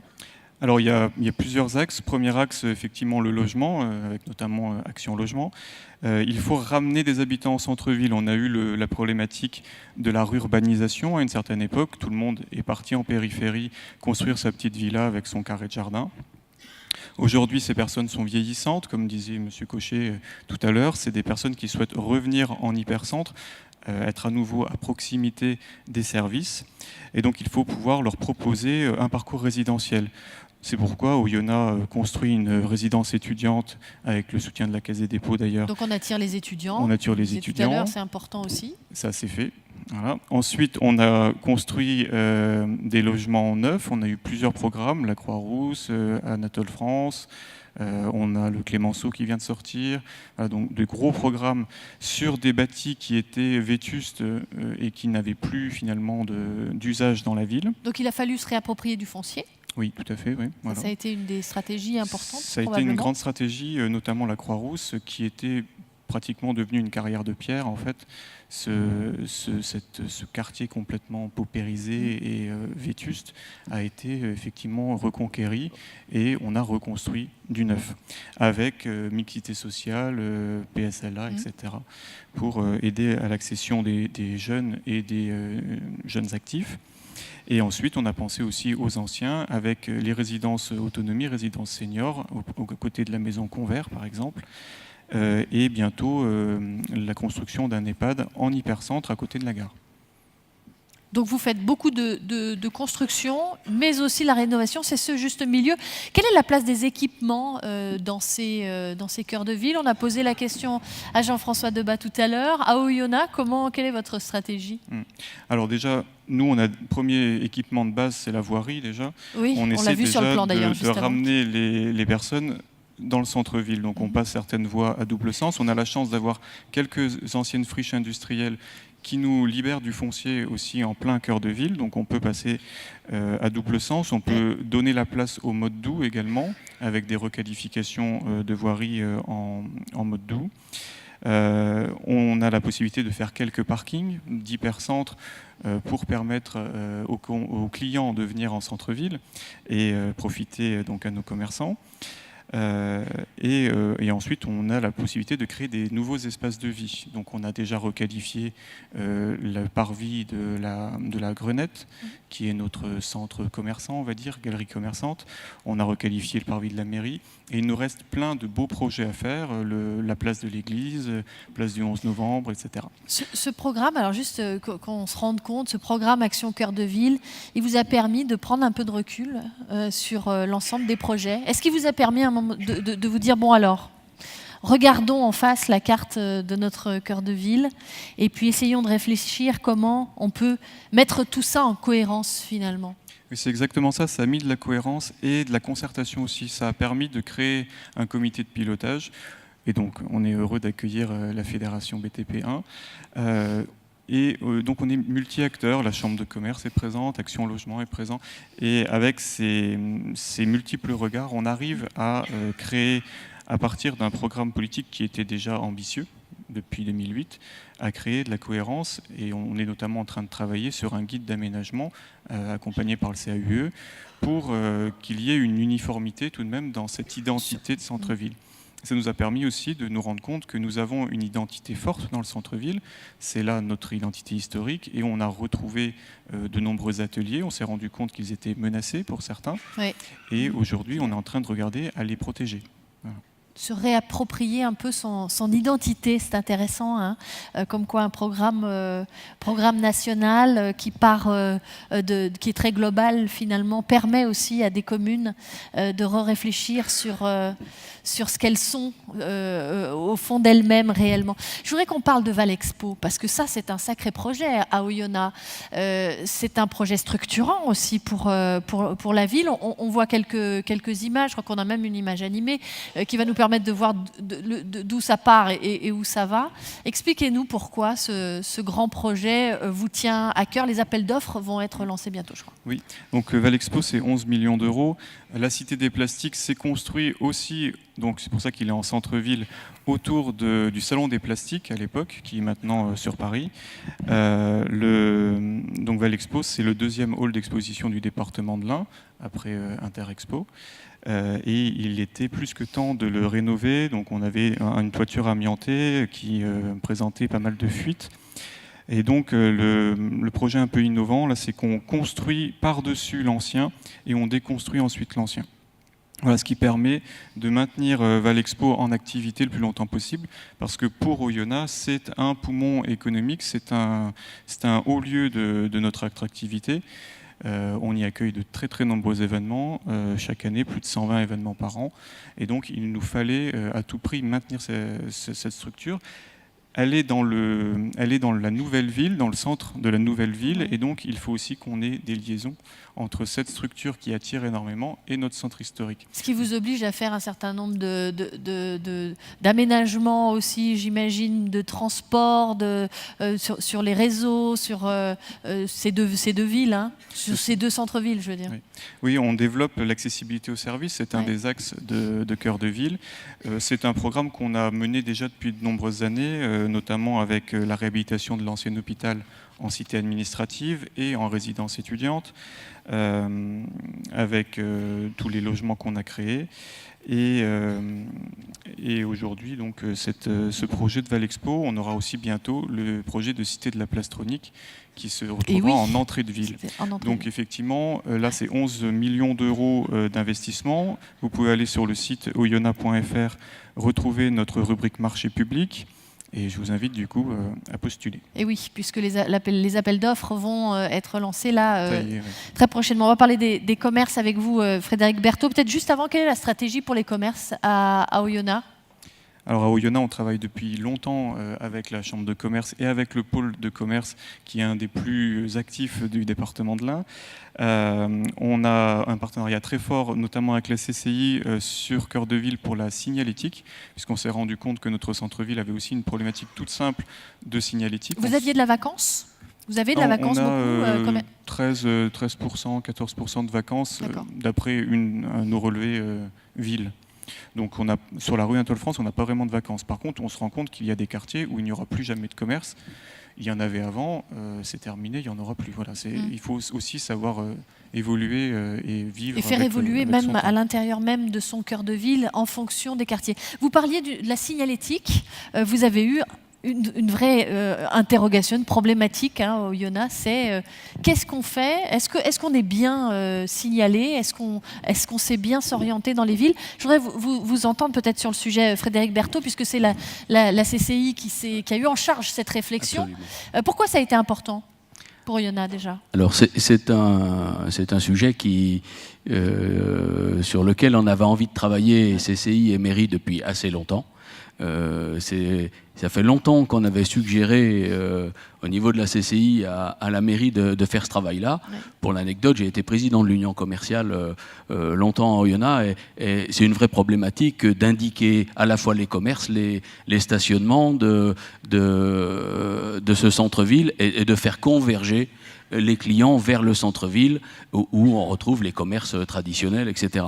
Et donc oui, il y a un vrai enjeu. Aussi les déplacements, les réseaux, là, c'est du boulot pour les entreprises de TP, hein, je suppose, après, quand on... Absolument. Alors, il y a eu donc un début de restitution de l'étude signalétique, donc qui a conduit déjà à des constats, voire même à des actions. J'ai remarqué qu'il y avait eu des actions de réaliser. Ce qu'il est important aussi d'intégrer dans cette réflexion, et là où il y a eu un vrai apport de la Chambre de commerce, c'est l'étude qui est réalisée régulièrement, la 7e enquête sur le comportement d'achat des ménages de l'Ain. Et ce comportement d'achat, ça nous dit où ils achètent, mais d'où viennent les clients.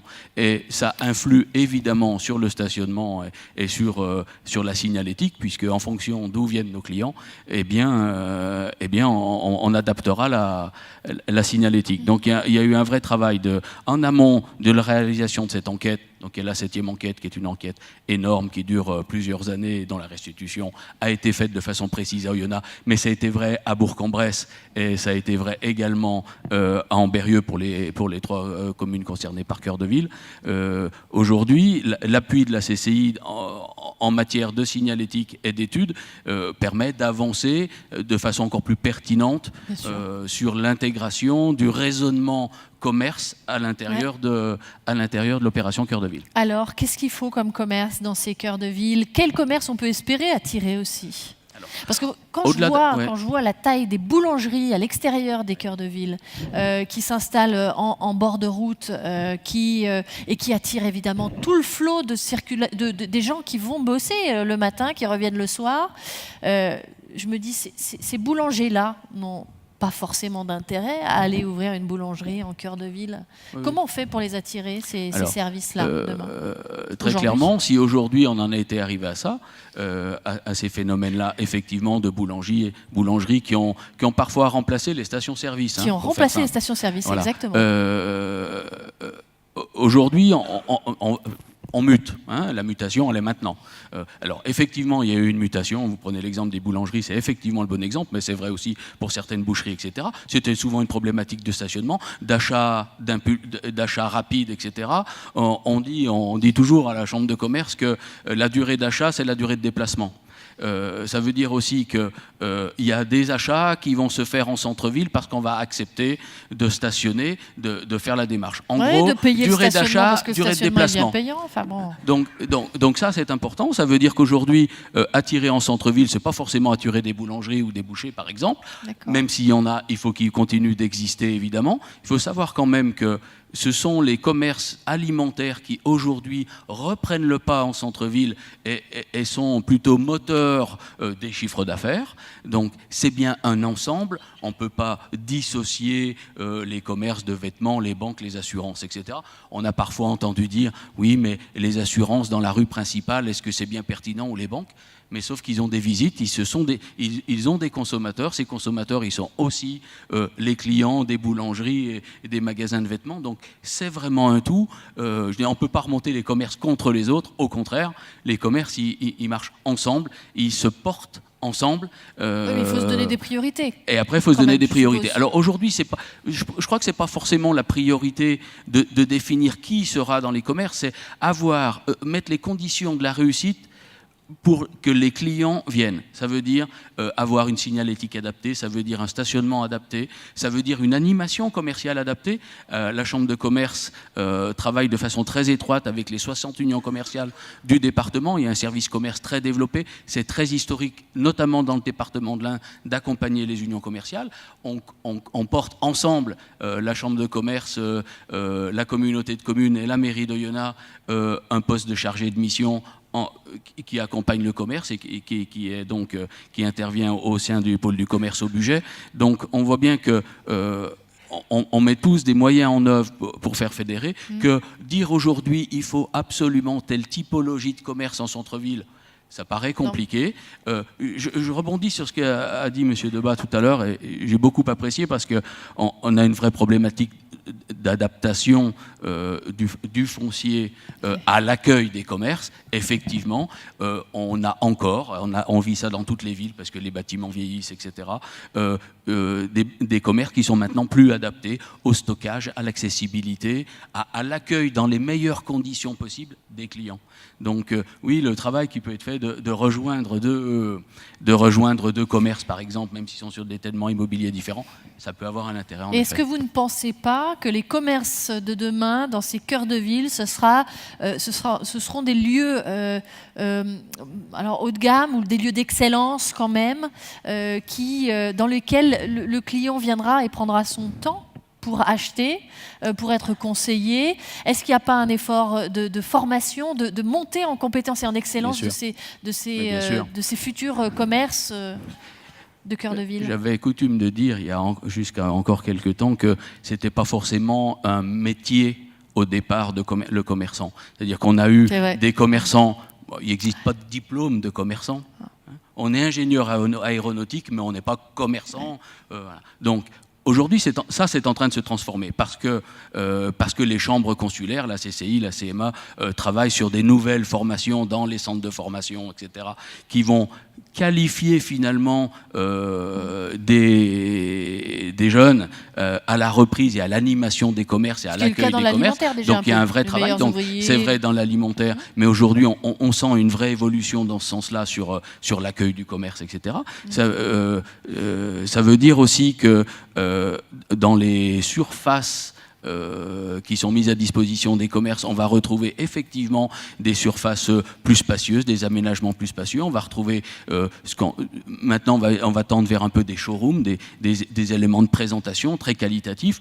On est susceptible aujourd'hui de faire évoluer vers des visites et des envois de marchandises directement au client. Le client vient commander dans les commerces et ensuite recevra son produit chez lui, etc. Donc effectivement, on sent des mutations. Et là, le rôle de la Chambre, c'est d'accompagner. On forme les dirigeants d'entreprise et les commerçants au numérique. On a un partenariat fort avec la région là-dessus. Donc on accompagne les commerçants. Juste dernière question très, très rapide. Quand vous entendez Jean-François Debat tout à l'heure nous parler de Décathlon en cœur de ville, qu'est-ce que ça vous inspire? Est-ce qu'il y a pas...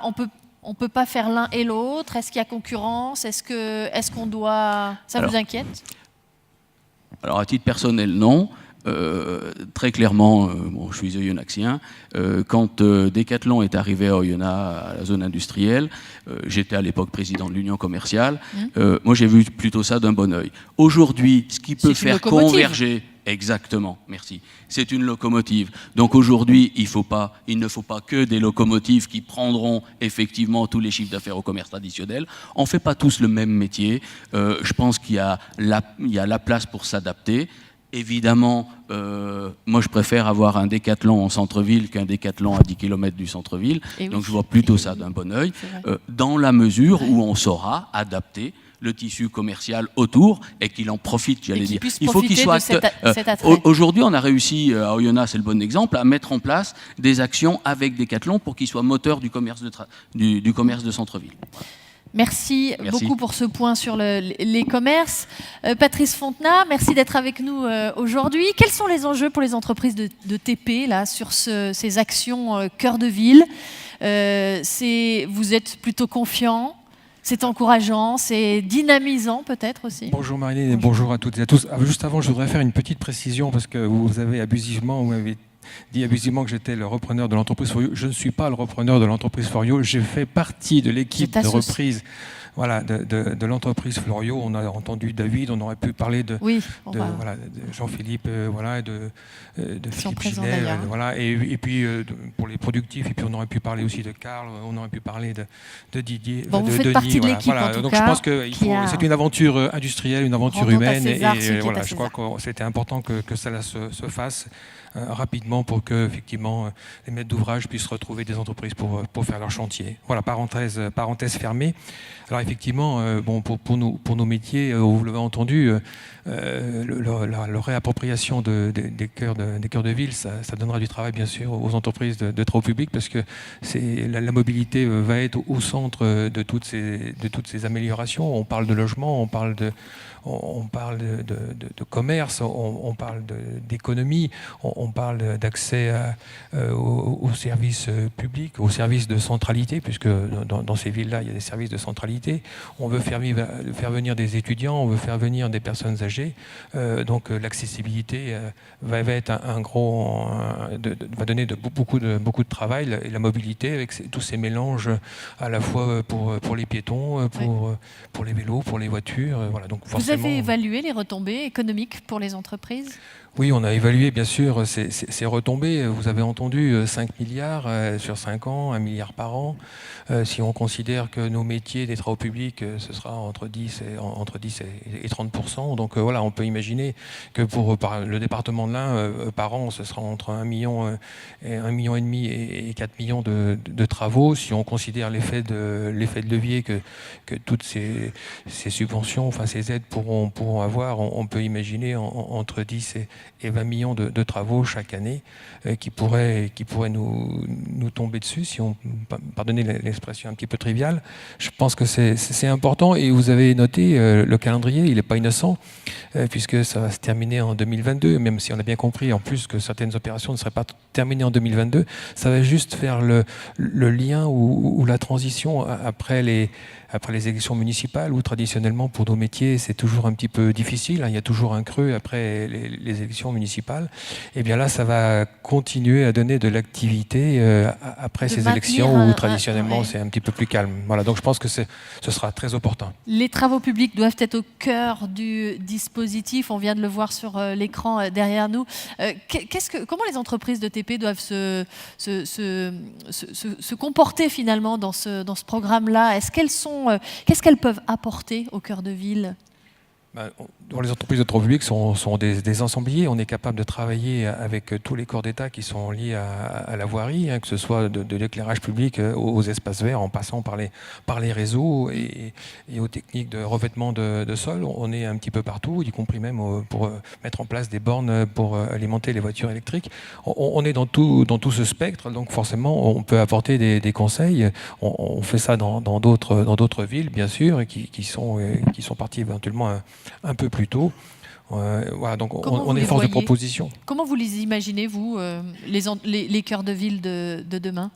Bien, on l'a bien entendu, il faut qu'on puisse y rentrer facilement. Donc, la signalétique, on l'a entendu, c'est un vrai sujet. Il faut pouvoir dire où se trouvent les choses. Il faut pouvoir y accéder facilement.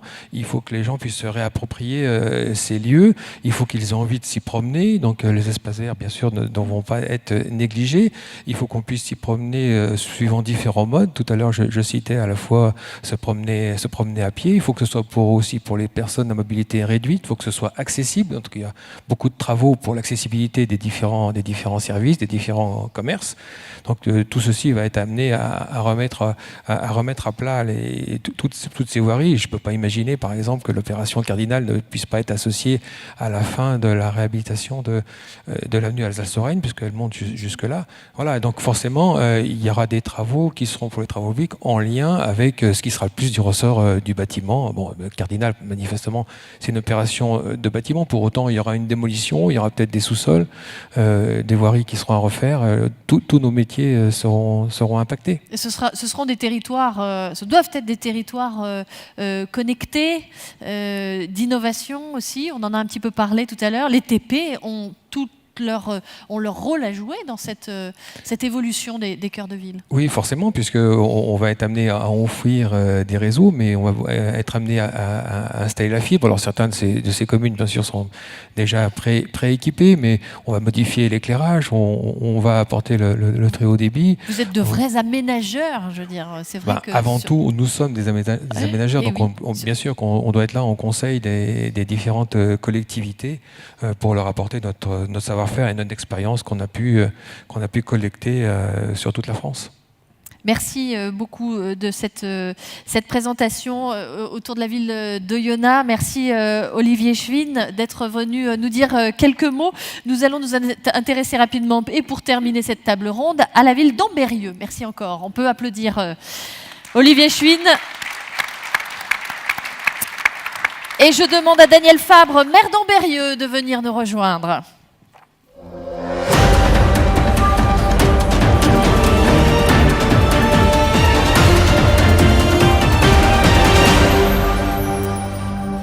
Ambérieu, en Bugey, autre commune, autre problématique. Monsieur le maire, merci beaucoup d'être avec nous ce matin. Comment vous avez accueilli ce dispositif Action Cœur de Ville, vous, pour Ambérieu? Oula, bonjour à toutes et à tous. Quand on est maire, on est heureux de voir arriver cette opportunité-là? Bien évidemment. Bien évidemment, mais je me rappelle la petite anecdote de monsieur le préfet quand il m'a appelé en tout début d'année 2018 en disant il faut vite candidater, il y a une vraie opportunité. Et c'est vrai que ça... Alors, surprise déjà dans un premier temps, puisque je le rappelle, la ville d'Ambérieu, on n'a pas la même histoire que les deux villes précédentes qui viennent de se passer. Je veux juste, quand je dis pas la même histoire, par rapport à l'aménagement ou à la restructuration de la ville, des villes, il y a des opérations de renouvellement urbain qui sont en cours depuis plus longtemps, beaucoup plus longtemps, sur Bourg et sur Oyonnax. Nous, la première surprise, nouvelle équipe élue en 2014, il a fallu déjà gérer ce premier événement, puisque nous avons signé dans les nouveaux contrats politiques de la ville en juillet 2014. Donc ça a déjà été une première chose sur laquelle on travaille, et qui concerne bien évidemment le quartier gare de la ville d'Ambérieu, mais sur lequel il a fallu travailler d'arrache-pied depuis 4 ans. Et puis là, maintenant, arrive Cœur de Ville. Alors, on a deux façons de prendre la problématique, ou la nomination, quand on lit le décret, c'est se dire, ah ouais, c'est encore quelque chose qui nous tombe dessus, ou c'est aussi le fait de se dire, ah, attendez, c'est une vraie opportunité. Et j'ai plutôt choisi la deuxième option. Alors, très clairement, oui, c'est du temps. Tout à l'heure, on l'a dit, c'est du boulot. Oui, les journées 24 heures, heureusement, ne font que 24 heures. Mais effectivement, c'est un vrai travail. Mais c'est une vraie opportunité. Eh bien sûr. Moi, quelle est votre problématique en Ambérieu? Vous avez besoin de logement? Alors, je sais que vous avez beaucoup de gros projets qui vont attirer un certain nombre de salariés, notamment sur la ville d'Ambérieu. C'est notamment le campus de l'aéronautique. Quels sont les projets qui, pour aujourd'hui, ce que vous avez pu définir, vont construire et former le cœur de ville d'Ambérieu demain? Alors moi, je voudrais simplement revenir sur ce qui a été dit tout à l'heure, mais qui, à mon sens, n'a pas été peut-être assez approfondi. On parle de ville-centre et de ville de centralité sur un territoire. Oui. Et c'est typiquement la problématique que nous avons sur Ambérieu. Ville de 15 000 habitants, donc on l'a vu, la jauge, on est vraiment sur le plancher de la jauge. Vous faites partie des petites villes on fait partie des petites villes, bien évidemment, mais au cœur d'un territoire qui en compte 80 000, qui en accueille 1 000 tous les ans, qui a un bassin industriel qui est très important, en forte progression, et cette problématique-là, elle y est réellement, et tout se reporte, alors pas tout, mais une grosse partie de ces problématiques-là se reporte sur la ville d'Ambérieu. Je rejoins ce qui a été dit tout à l'heure. Effectivement, besoin d'accueillir dans un avenir très court, le président Laurent Wauquiez l'a annoncé à l'automne dernier, on travaille dessus, la création d'un campus aéronautique sur le site du détachement aérien, dit autrement de la base aérienne d'Ambérieu. Combien de personnes là vont arriver sur... Alors, je ne vais pas faire de... Pour l'instant, on ne sait pas trop. Ce qui est sûr, c'est qu'il y a un vrai besoin de soutien de la filière aéronautique sur la région Auvergne-Rhône-Alpes. Si je fais la comparaison avec le seul qui existe aujourd'hui en France, qui se trouve à Bordeaux, qui a été créé par la région Aquitaine il y a une dizaine d'années, et par Dassault, qui sera un petit peu sur le... En tout cas, aujourd'hui, toutes les réflexions et tout le montage se fait par rapport à cette référence-là. Ce sont 1000 étudiants qui sont aujourd'hui sur le campus aéronautique de Bordeaux. C'était il y a 10 ans. Dans 10 ans, je ne sais pas à quelle taille sera celui d'Ambérieu. Ce qui est sûr, c'est que c'est une opportunité de plus. Le parc industriel de la Plaine de l'Ain, qui draine évidemment un bassin d'emploi énorme, qui aujourd'hui compte 7000 emplois à peu près.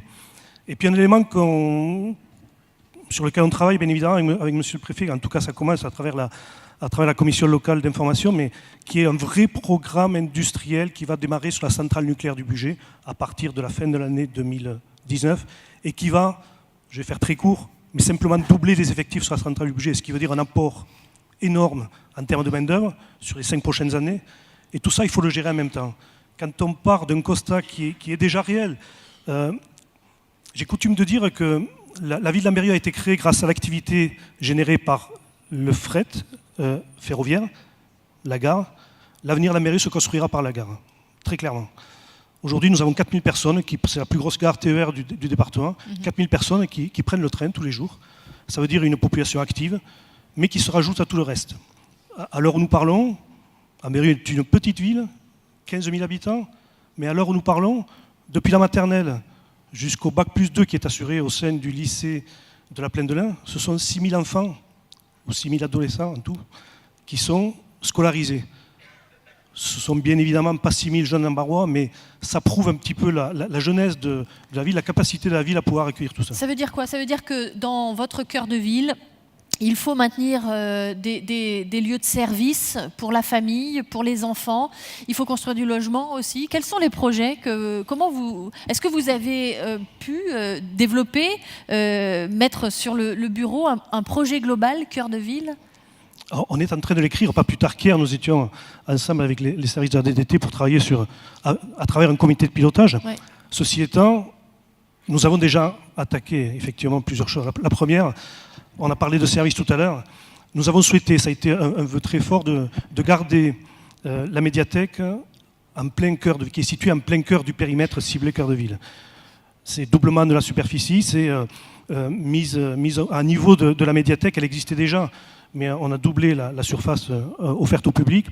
Et on est passé quelque part, même si c'est tout en train de se construire, elle a ouvert au mois de décembre dernier, on est passé quelque part dans la médiathèque du 22e siècle, avec tout un tas d'équipements technologiques. On rejoint ce qui a été dit tout à l'heure, ce qui correspond aussi à une des 5 thématiques de l'opération Cœur de Ville. On va débuter, grâce à l'ingénierie fournie par la Caisse des dépôts, dans le cadre du programme, on va débuter très rapidement une étude dans les prochaines semaines sur la Smart City. Comme je viens de le voir juste avant de venir sur la scène, ce n'est pas simplement réservé aux métropoles. D'autant que vous êtes quand même à 2 pas de Lyon et que très clairement, les personnes que vous attirez, que Ambérieu va attirer là demain, ce sont des personnes qui ont l'habitude aussi de gérer et de vivre, d'évoluer dans des bâtiments connectés, dans une ville moderne, adaptée à des nouveaux usages. Il faut aussi qu'Ambérieu réponde à tout ça, j'imagine. Tout à fait, tout à fait. Alors, donc j'ai parlé de la médiathèque qui a passé un autre cap. Je vais simplement revenir sur le vrai besoin aujourd'hui qui est... Alors bien sûr, ça fait partie... Mais ça rejoint aussi les propos qui ont été tenus par le groupe Cardinal et sur l'action que l'on a validée d'ailleurs avec Action Logement. Dans le cadre du programme départemental Essor, j'en ai vu une photo tout à l'heure, les travaux vont démarrer au cours du dernier trimestre 2019. Mais on est vraiment dans... C'était sur le site d'un ancien garage, c'est ça? C'est un ancien garage, effectivement, qui est aujourd'hui une friche, très clairement. Qui était une friche. En plein centre-ville. Qu'est-ce que vous auriez fait si vous n'aviez pas eu les financements Cœur de Ville? On l'aurait fait quand même, très clairement. Voilà, ça c'est une bonne question. Enfin, il faut pas se poser des questions, faut pas se poser 1000 questions. Aujourd'hui, on a besoin de recréer de vrais besoins, de vrais services. Un projet important. Si je prends ce qui a été dit tout à l'heure par le groupe Cardinal, voilà, on voit, au rez-de-chaussée, on trouve une mixité avec une innovation. Au rez-de-chaussée, restaurant scolaire. Au premier étage, une entreprise de service à la personne. Et les étages supérieurs pour des personnes indépendantes, mais des seniors indépendants. Et tout ça surplombé par un vaste toit terrasse et un jardin suspendu. Effectivement, on est sur de l'innovation, on est sur une mixité. Et ça a été dit tout à l'heure. Toutes les personnes qui vont habiter là n'auront pas besoin de voiture. Elles auront tout à moins de 50 mètres de chez elles. Absolument tout. On est vraiment sur une façon de vivre en centre-ville et sur une façon de consommer en centre-ville complètement différente. Donc là, les travaux vont attaquer en fin d'année 2019 ou plus tard. Alors c'est intéressant parce que vous répondez, on l'aurait fait quand même, ce projet, s'il n'y avait pas eu Cœur de Ville. Pour vous, Daniel Fabre, qu'est-ce que ça apporte à la commune d'Ambérieu, un projet comme celui-là, un projet l'action Cœur de Ville? Moi, j'y vois deux éléments. Le premier, ça rejoint un petit peu la problématique à Oyonnax. Nous avons aussi une double centralité avec la gare. Alors, pas la même qu'à Oyonnax, mais pareil. Ces fameuses gares qui traversent à chaque fois les... Oui, mais malheureusement, on est obligé de vivre avec ça. Et culturellement, c'est pas facile à gommer. À Ambérieu, il y a 2 postes, il y a 2 églises, etc. etc. Et quand on est en Barrois, on habite soit à la ville, soit à la gare, mais on n'est pas en Barrois. Donc voilà, c'est tout ça qu'il faut aussi rééquilibrer. Dans le premier point, il est effectivement sur le rééquilibrage, sur le travail que l'on fait depuis 4 ans sur le quartier gare. Ça, c'est très clair. Le deuxième, il est un formidable accélérateur. Très clairement, il y a tout un tas de projets, mais pas simplement de projets publics, mais de projets privés. Je pense notamment à l'immeuble Bonnet, qui est la réhabilitation d'un vieil immeuble privé en cœur de ville, qui fera l'objet d'une réhabilitation et dont le programme a été validé ou sur le cours d'être validé avec Action Logement. C'est aussi un partenariat public-privé. Il ne faut pas l'oublier. Et enfin, je ne fais que poursuivre. Et quand je parle d'accélérateur, nous allons lancer dans les prochaines semaines un appel à projet de restructuration urbaine de ce que les Ambarois, je sais qu'il y en a quelques-uns dans la salle aujourd'hui, ont coutume d'appeler les 4 coins. C'est le carrefour qui se situe juste en dessous de la mairie, qui est très étroit, qui à certains endroits ne laisse pas passer le soleil, mais qui ne correspond plus en tout cas à la façon de vivre aujourd'hui et de vivre son cœur de ville. Et comment vous allez le réorganiser? Quel est le projet? Alors on bénéficie malgré tout de l'anticipation, en tout cas des effets d'opportunité, des effets d'aubaine qu'ont pu avoir tous mes prédécesseurs, mais ça depuis une bonne vingtaine d'années, qui petit à petit ont acheté du foncier. Donc aujourd'hui on a sur ce périmètre-là, tout autour de la mairie, vous avez la latitude de construire une belle perspective. Nous sommes déjà propriétaires de beaucoup d'éléments.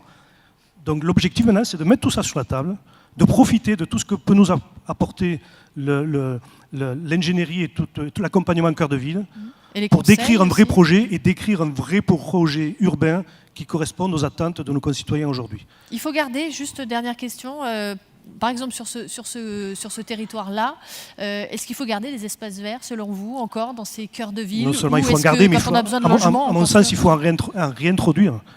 Quand on fait le constat des places publiques qui sont concernées, mais je pense que c'est un constat qui est partagé par d'autres villes, je prends simplement les deux places sur Ambérieu qui sont dans le périmètre, la place du Champ de Mars et la place du Ferry. Elles servent bien évidemment de manière ponctuelle à des animations que l'on organise, que l'on va encore mieux organiser, des manifestations pour faire que tout un chacun puisse se retrouver ensemble, mais la plupart du temps c'est des parkings à voiture. Donc, et ce travail-là, il faut que ce soit, bien évidemment, ça a beaucoup parlé de stationnement tout à l'heure. Nous nous sommes penchés sur ce problème-là. Nous avons commencé par la gare, parce que je ne vais pas revenir sur les problématiques de la gare. Mais l'étape suivante, c'est le stationnement en centre-ville, très clairement. Et là aussi, une des études et une des thématiques qui sera étudiée au sein du programme nous permettra de revoir de manière complète le stationnement en centre-ville, très clairement. Très bien. Est-ce que quelqu'un veut réagir sur cette question des stationnements? Ouais, on va conclure avec vous, Nicolas Bonnet. Il y a deux éléments qui me semblent importants sur lesquels il revient. Au-delà de l'aménagement des centres-villes, on a un sujet de certains secteurs d'activité. Alors je pense à l'industrie, il y a aussi le bâtiment et travaux publics qui ont aussi besoin, qui sont souvent en carence de main-d'œuvre et qui ont aussi besoin d'attirer de nouveaux salariés, des jeunes salariés. Et donc on a besoin aussi d'avoir cette offre. Il y a un vrai lien entre l'emploi et le logement. Cette offre de logement pour comment on attire ces salariés qui viennent de l'extérieur du département pour effectivement alimenter les entreprises. Quand on sait notamment qu'on a un taux de chômage extrêmement faible sur le département de l'Ain, c'est le plus faible de la région. Donc on a d'autant plus ce besoin d'attirer de nouveaux talents. Et il y a aussi le deuxième sujet qui est conjoint à celui-ci, et notamment qu'on retrouve bien sur Ambérieu et sur le parc d'activité de la Plaine de l'Ain, c'est qu'on a ces flux pendulaires où beaucoup de salariés viennent de Lyon et repartent le soir. Et on a aussi besoin de pouvoir capter ces gens-là et de leur offrir sur place des conditions d'hébergement qui permettront qu'ils restent et évitant ces problématiques de déplacement. Et ça, c'est des deux sujets qu'il faut bien intégrer à cette problématique du logement. Très bien, merci beaucoup. Merci à tous. Pierre, peut-être le mot de la fin de cette table ronde. Il y a une question que j'aurais envie de vous poser pour terminer. Est-ce que vous êtes optimiste? Que du bonheur. Que du bonheur. Non, vraiment, je crois qu'on a trouvé notre relais de croissance. Très concrètement, le relais de croissance, il est là. Maintenant, petit message à tous les élus locaux concernés, nous avons toute la gamme pour faire vos projets. Nous avons des architectes, je sais qu'il y en a beaucoup dans cette salle, des bureaux d'études, on a des entreprises de TP qui vont vous faire des magnifiques plateformes, on a des entreprises de bâtiments, des maçons, des carreleurs, des charpentiers, on a vraiment tout ce qu'il faut, jusqu'à des entreprises qui pourront vous assurer la maintenance de ces bâtiments. Donc, faites travailler votre tissu local. Ces projets, il faut que ce soit le BTP de l'Ain qui vous les fasse. Voilà.